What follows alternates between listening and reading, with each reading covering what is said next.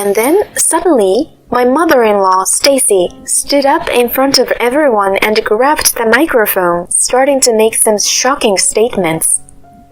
I never thought I should have accepted a woman from a single-parent family as my daughter-in-law. She's not the prettiest bride, but please be nice to her, everyone. Don't worry, I'll take it upon myself to discipline her. The crowd was already in a state of shock, but Stacy, tipsy from the drinks, seemed oblivious to it. Then, a man standing in front of her stood up and snatched the microphone from her. Are you done? My name is Marie, a 34-year-old corporate employee. I've been working for the same company since graduating from college, which has been 12 years now. It surprised me how quickly time had flown. Most of my friends are already married or have children. I, on the other hand, have always been career-focused and I'm still single. But now I have a boyfriend whom I cherish. His name is Travis, and we've been dating for about a year. We met at a mixer and he approached me. Though younger, he has a mature, composed demeanor, but sometimes shows his playful, youthful side, which made me fall for him. Out of the blue, he invited me to a fancy restaurant. It wasn't an anniversary, so I wondered why, half expecting something special. Nervously, I went to the upscale restaurant where Travis was already waiting, waving at me with a smile. We talked about our day and enjoyed our meal at the fancy restaurant, which we hadn't done in a while. I was surprised you invited me to a place like this all of a sudden. I thought it would be nice once in a while. Actually, today marks exactly 500 days since we started dating. He showed me the screen of an anniversary app that displayed the number of days we had been together. I realized that this was his way of celebrating a milestone I wasn't even aware of. I had hoped for a proposal, but it seemed that wasn't the case. Still, I was touched that he cared enough to celebrate a day I hadn't noticed. I'm stuffed. I'm really satisfied with the delicious meal we had today. As I said this, he suddenly turned serious and looked at me intently. What's wrong? He swallowed nervously and slowly opened his mouth. Marie, will you marry me? Saying this, he took out a ring box from his suit's inner pocket and opened it to show me. What? I was caught completely off guard. Blinking in surprise, I was speechless for a moment. You mean everything to me. I want you to be my side forever. So, what do you say? Finally regaining my composure, I replied, Yes, of course, I'd be happy to. I said, smiling, suddenly feeling very shy and blushing. Travis was overjoyed, exclaiming, Really? Thank you! I hadn't expected him to catch me off guard with a proposal, but it turned into an unforgettable, beautiful moment. We then visited each other's parents to announce our engagement. I come from a single-parent family, so only my mother was at home. My parents divorced due to a situation involving my grandfather, my father's father, who had accumulated a significant amount of debt. My father decided to divorce so that my mother and I wouldn't be burdened as he worked to repay the debt. Even after the debt was settled, they didn't get back together, and it had been 20 years since the divorce. Travis was nervous when we visited my mother, but she was so friendly and easy to talk to that he relaxed and they got along well in the end. I am so happy a kind man like you is marrying my daughter. Thank you. I promise to make her happy. Hearing him speak so confidently and gallantly in front of us, I felt a bit embarrassed. Well, look at you saying such things so smoothly. You're quite the man. Mom, you don't need to mention that. Why not? It was impressive. Our visit to my family home ended on a warm note. Next, it was time to meet his parents. Nervously, I went to Travis's family home. The greeting I received there was unexpected. I politely introduced myself to my mother-in-law, Stacy, at the entrance. Nice to meet you. I'm Marie. I look forward to getting to know you. I smiled, but she didn't respond and instead turned to Travis. Travis, welcome back. It's been a while. Come on in. She ignored me and welcomed them into the house. Reluctantly, I stepped into what seemed like a challenging future. Inside, Travis's father, Mike, was sitting on the sofa. Ah, you're Travis's fiancé. Nice to meet you. I'm his father, Mike. He greeted me with a smile, and I felt a bit relieved as I returned the greeting. He seemed like a kind person, chatting with me warmly.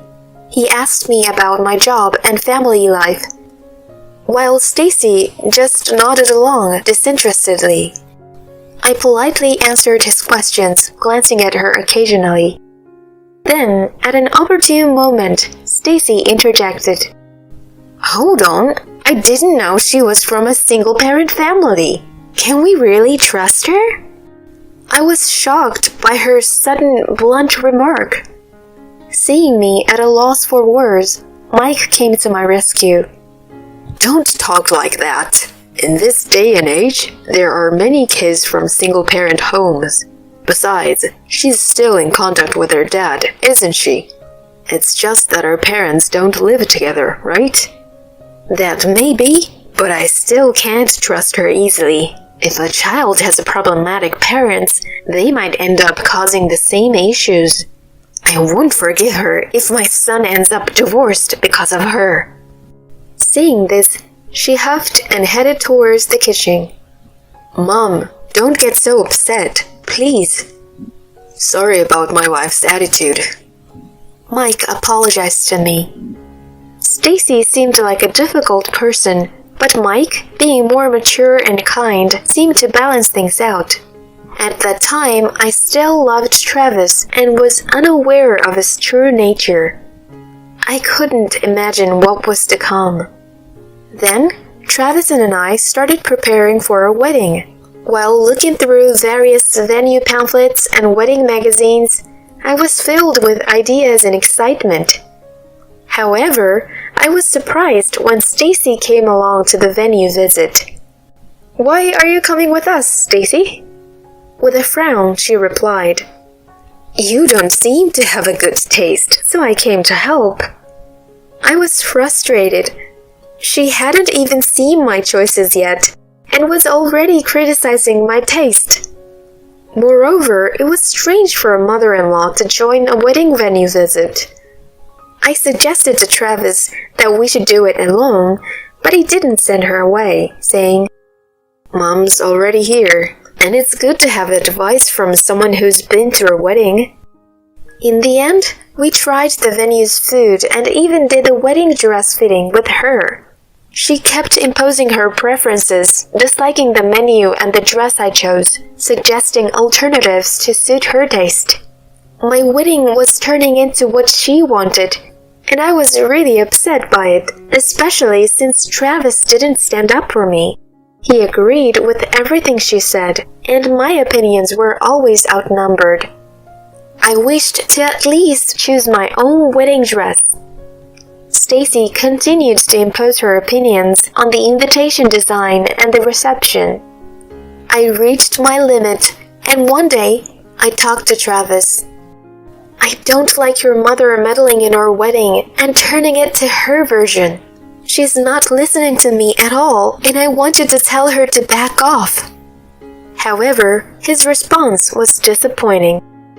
Mom's just trying to help us have a better wedding by taking time out of her schedule. I'm sad you don't appreciate that. I can't believe this. That's when I realized Travis was a complete mama's boy. I would lose my autonomy if I just followed along. I decided to take matters into my own hands and secretly arranged for a wedding dress without telling them. I reported to them that I had arranged the dress Stacy chose. Months passed, and the wedding day arrived. Marie, what's with the dress? It's not the one I picked. Predictably, Stacy was shocked to see that I had secretly chosen a different dress. But I was prepared. I need to assert myself and make my own decisions known to her. This is my wedding. I wear the dress I want. Her eyes widened in anger. What a disrespectful bride! Do you think you can get away with this? I won't be intimidated. Don't expect me to always follow your way.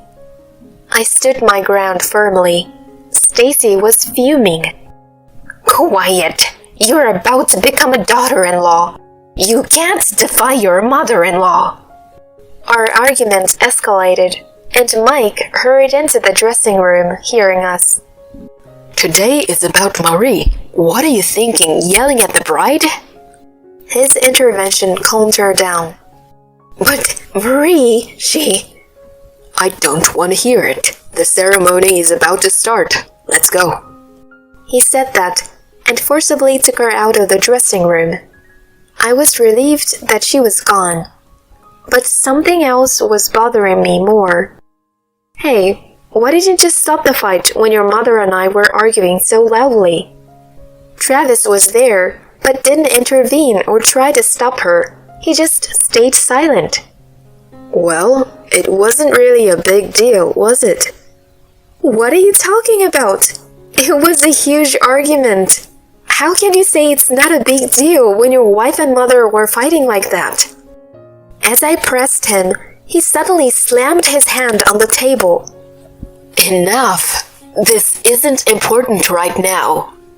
I was taken aback by his sudden outburst. He realized he had lost his temper and became flustered. Sorry. I was just lost in thought. Lost in thought about what at a time like this? Actually, the company president decided to attend our wedding today. The president? Yeah, the department head has some urgent business, and when the president heard about it, he decided to come instead. Oh, really? And what's this lost in thought about? What do you think? It's nerve-wracking. The president is coming. And if I make a good impression, maybe I could even get a promotion, you know? Is that how it works? I couldn't quite understand his thinking that a good wedding might lead to a promotion, but I didn't want to stir up more trouble, especially since the ceremony was about to start, so I let it go. The wedding ceremony began smoothly, and Stacy behaved, so I was relieved for the moment. Then we moved on to the reception. My friends praised the dress I chose, which made me glad I had picked it myself. The reception was going well, until Stacy caused a scene. As the MC announced a speech by a friend of the bride, Stacy suddenly stood up and walked towards the stage, staggering as if she were drunk. Then she grabbed the microphone and made a shocking statement. Let me have your attention for a moment. Thank you all for gathering here today for my son Travis, but his bride is just terrible. I'm sorry to say she's a disappointment. I was dumbfounded. What was she talking about? The room went cold with her words, but she didn't stop, continuing to insult me. I never thought I should have accepted a woman from a single-parent family as my daughter-in-law. She's not the prettiest bride, but please bear with her. I'll take responsibility and discipline her. The crowd was appalled, but Stacy, drunk, seemed unaware. Then a man in front of her stood up and snatched the microphone. This is intolerable. Can't you see the room is appalled? Who the hell are you? I'm speaking here. Give me back the microphone. She was furious at being interrupted. I'm the groom's mother. Do you think you can disrupt the ceremony like this? The man sighed. Are you done? Then Travis rushed over to them. Mom, what are you doing? This man is the president of the company where I work. What? Hello, I'm Peter McGill, president of XX Company. Mr. McGill, I'm terribly sorry my mother has behaved this way at a ceremony you graciously attended. I didn't come here for you. Dad, why didn't you tell me you were coming? Weren't you in Europe for business meetings? Travis and Stacy looked shocked as I approached the three of them. Wait, the president is your dad? Yes, he's my father. I came here for my daughter's wedding, not for you. My business meeting in Europe was rescheduled for the next week, and when I heard the department head couldn't attend, I flew here. I wanted to surprise my daughter. That's not a surprise. What happened to reporting, informing, and consulting like a good businessman? Sorry, I didn't expect to be lectured by my daughter here. The room finally burst into laughter at my father's words, but Travis and Stacy remained pale-faced. Seeing this, my father-in-law, Mike, hurried over and said, I apologize for the trouble caused by my foolish wife and son. The room erupted in laughter at this exchange. Seizing the moment, I took the microphone from my father and announced a major decision. I've just decided. I'm cutting ties with his mama boy and his mother. I will return the gifts to everyone who came here today. Please enjoy the rest of the time as a dinner party. There was applause from the crowd. Everyone probably thought it was better for me not to marry into a family with such a mother-in-law. Don't decide things on your own. Exactly. I won't allow a broken engagement. While Travis and Stacy were protesting, my father turned to them with a stern look and said, Travis, I can't forgive what your mother said to my daughter. If you're okay with losing your job, go ahead and yell at her. No, please. I beg you, spare me that. Besides, it was my mother who was yelling. Wait, Travis, are you betraying me? Stacy clung to him, but Mike pulled her away. Enough. I can't stand it anymore. I want a divorce. Wait, please. I don't care. Leave your life alone. After apologizing to me and my father, he left the venue. I went with my father to my mother's table, and the three of us enjoyed our meal together. Travis apologized to my father, but he was completely ignored. After that, Travis and I broke our engagement. He angered my father, the company president, and was demoted to a regional branch. Unhappy with the prospect of no career advancement and demotion, he resigned. Stacy was indeed left by her husband and ended up moving in with their son.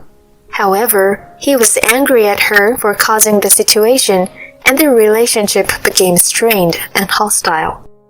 As for me, I continued to work hard and was recently promoted to department head. My parents, who reunited at the wedding, began to reminisce about old times and now meet regularly. Whether they remarry or not, it's nice to see them getting along as a child. I hope to find a partner with whom I can have a friendship-like relationship, like my parents. But for now, with my promotion and increased responsibilities, I'll focus on my career.